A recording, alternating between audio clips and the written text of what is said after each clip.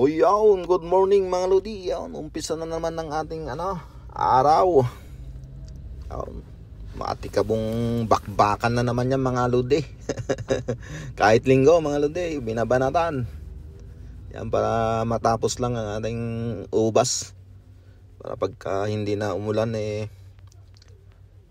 okay. Kaya sinasamantala natin mga lodi para hindi masira ang ating ubas. Yun ako, yawn.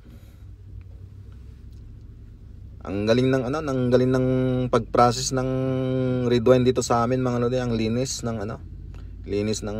pagka gawa.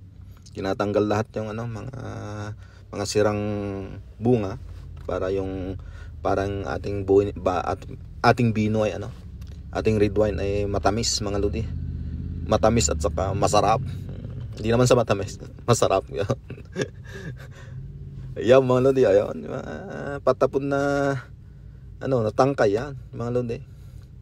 Ang daming dadaanan bago pumunta sa may imbakan mga lodi. Tapos sa may imbakan mga lodi magtatagal ng 15 days. Saka na namin tatanggalin yung mga pipigain mga lodi. Yan, ito pipigain na yan.